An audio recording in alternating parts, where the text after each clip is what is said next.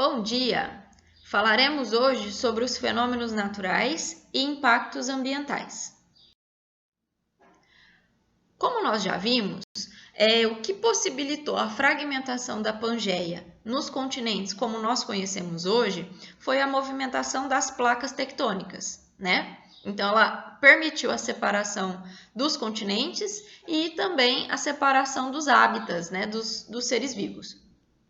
E essa separação, essa movimentação, gente, das placas tectônicas, ela foi e ela é responsável por desencadear uma série de fenômenos que são capazes de gerar grandes impactos pelos ambientes, que são os terremotos, os tsunamis e as erupções vulcânicas. Chama a atenção de vocês agora para o mapa.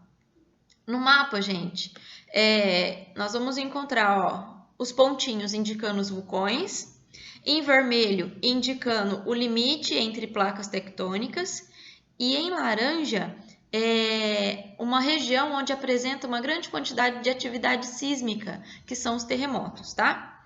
Então, vamos pegar aqui, o limite de uma placa, a placa de Nazca, ela tá aqui, o limite, e a placa sul-americana, que é onde nós estamos, ok? Então, percebam, gente, que no limite aqui, entre as duas placas, eu tenho uma grande quantidade de pontinhos, ou seja, existe uma grande quantidade de vulcões, e existe uma área em laranja aqui também, indicando uma grande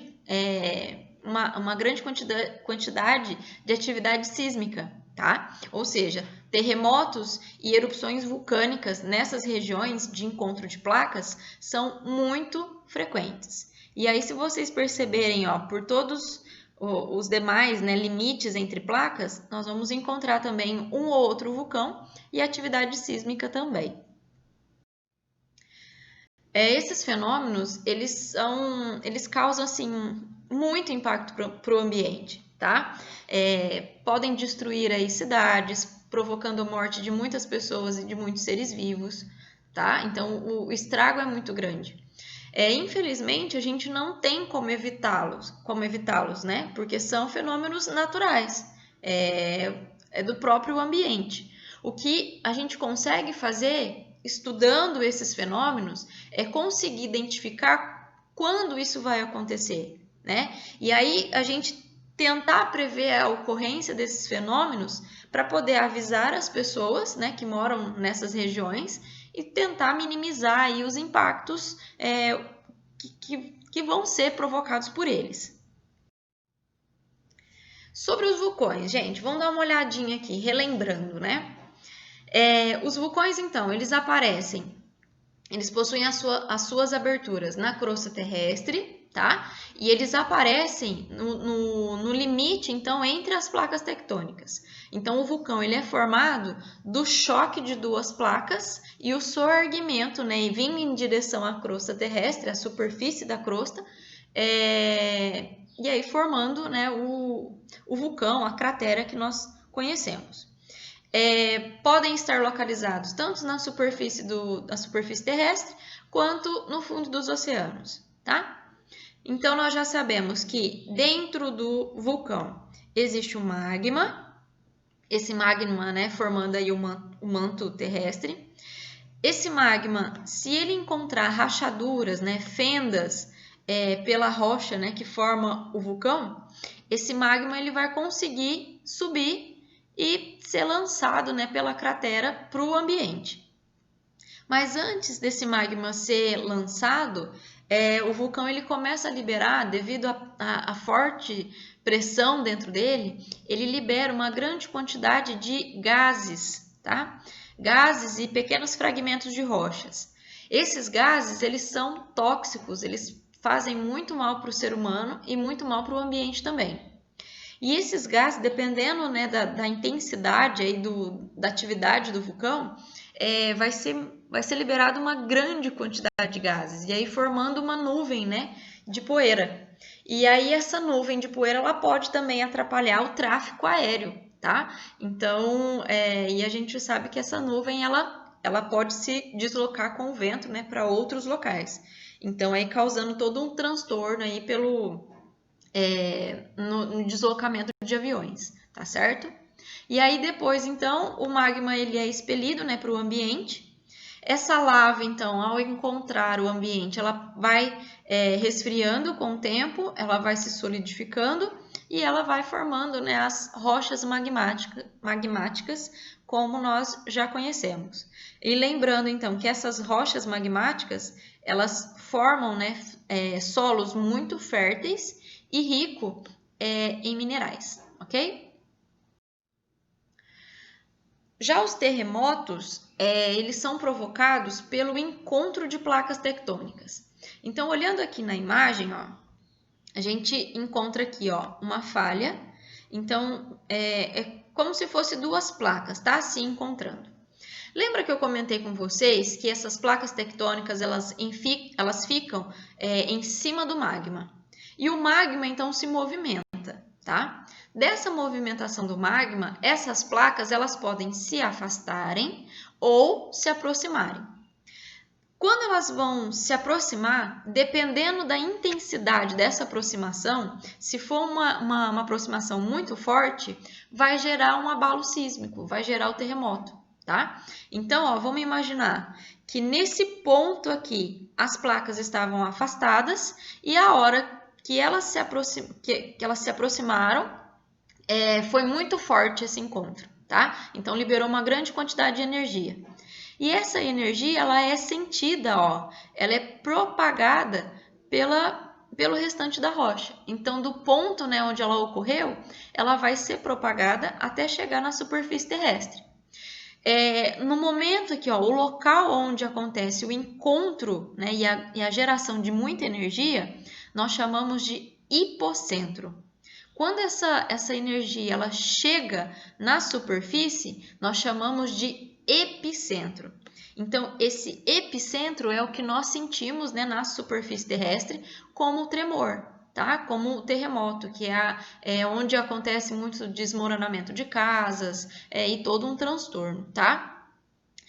Essa energia que é liberada, né, no encontro dessas placas, gente, ela pode ser medida. E a medida que mede essa quantidade de energia é a escala de magnitude Richter. Ela tem esse nome porque quem inventou essa escala foi um cara chamado Charles Richter. Então, ele deu o nome, o sobrenome dele, né, para essa unidade de medida. Agora, os tsunamis vai acontecer bem parecido com o terremoto. Vai acontecer também, ó, o encontro de placas, porém esse encontro de placas ele vai acontecer no fundo do oceano. E aí, quando essa onda, né, de energia vem se propagando, quando ela chega na superfície, o que ela encontra? Água. E aí acontece, então, o deslocamento de uma grande massa, né, de uma grande quantidade de água vindo em direção às regiões costeiras, às regiões de praia, tá? E aí, essa grande energia que faz deslocar essa grande quantidade de água, gente, formam ondas, né, muito grandes, tá? Então, como é uma grande quantidade de água sendo deslocada, ela pode atingir toda a região costeira, o que vai afetar a fauna e a flora, né? Provocar aí destruição de áreas urbanas e morte de muitas pessoas. Então, vulcões, terremotos e tsunamis, gente, são fenômenos naturais, né? E que podem prejudicar muito os seres humanos. Por quê? Porque eles vão afetar todas as demais populações do ambiente, podem aumentar a incidência de doenças infecciosas, além de ameaçar as espécies e provocar extinções delas, altera o comportamento e os hábitos, né, de vários indivíduos, compromete todas as cadeias alimentares, altera rotas de migração, danificam paisagens, entre outros problemas, tá? Então, infelizmente, a gente não consegue evitar essas catástrofes, mas a gente consegue, com as tecnologias que nós temos hoje, detectar a antecedência desses eventos, tá? Existem em algumas regiões onde acontece, que é muito frequente, né, os terremotos, já inventaram construções preparadas para isso. Então, as casas, os edifícios, eles possuem toda uma estrutura para amortecer, né, o movimento ocasionado pelos terremotos para não causar desmoronamento, tá certo? Bom, infelizmente não são apenas os impactos naturais que causam impactos no ambiente, né? Não é apenas os fenômenos naturais que causam impactos pelo ambiente. As atividades humanas também são causadoras desses impactos, tá? Essas atividades, essas ações humanas, elas agridem muitos ambientes e podem causar aí uma série de impactos em todos os ecossistemas. Então, como atividade humana, gente, causadora de impactos, eu vou citar algumas aqui para vocês.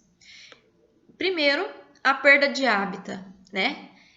A gente sabe que, já falamos em outras aulas, que para você ter uma área para plantio ou uma área para criação de gado, você precisa desmatar ou queimar uma área. Então, por exemplo, aqui na imagem, né, ó, uma área toda queimada. Mesmo que essa área não for utilizada, né, para fins, para atividades humanas, gente, essa área depois de queimada, ela afugenta vários animais. Então, animais que eram, né, típicos dessa área aí, eles vão embora, eles vão procurar outro tipo de ecossistema para se abrigar, tá? Então, mesmo que não for usada para fins humanos, né, para atividades humanas, essa área queimada ou desmatada, ela já é perdida. Introdução de espécies exóticas e invasoras. Espécies exóticas, gente, são espécies que nós não temos aqui. Então, por exemplo, o eucalipto, ele não ele é muito encontrado aqui no Brasil, mas ele não é uma espécie brasileira. O eucalipto, ele é uma espécie australiana. E quando você introduz uma espécie que nós não temos aqui, uma espécie de outro lugar, essa espécie ela vai concorrer com as espécies daqui, tá? Na área que ela foi plantada. Então ela vai brigar e disputar o ambiente, disputar nutrientes do solo. Ela pode se tornar uma espécie invasora. Ela pode começar a se apropriar de todas as condições e dificultar o desenvolvimento de outras que são naturais daqui, tá? Então, isso também, com o tempo, acaba se tornando um problema e gerando impacto, porque pode levar à extinção das espécies, né, que são daqui, mas que estão disputando ali algo com uma espécie que veio de outro local. Citamos também a exploração excessiva de recursos naturais, como caça e pesca. Então, provavelmente vocês já ouviram isso nos jornais. Muitas pessoas vão pescam em quantidade muito grande para poder vender, né? E aí interfere na reprodução dos peixes. Então, pesca excessiva, né, e caça também de animais que não são utilizados para fins para a gente comer, interfere também na extinção desses animais, dessas espécies, tá? E por último, citamos também o tráfico de animais silvestres. Aí coloquei uma imagem aqui para vocês, ó. Essa imagem, para mim, ela é muito chocante, porque esses animais eles são capturados para serem vendidos tanto no mercado nacional quanto para o mercado internacional. Quando eles são capturados, eles são colocados em pequenas gaiolas ou pequenas caixas e são vários, né, colocados num recipiente muito pequeno, num local muito pequeno, e para ser transportado para outros lugares. E aí, durante esse transporte, gente, as condições são péssimas. E aí, esses animais, eles vêm a morrer, assim, em grande quantidade, tá? E como a gente tem uma biodiversidade muito grande aqui no Brasil, muitas espécies só ocorrem aqui e elas são muito chamativas. Então, o pessoal de outros países acabam se interessando por isso, por eles, né?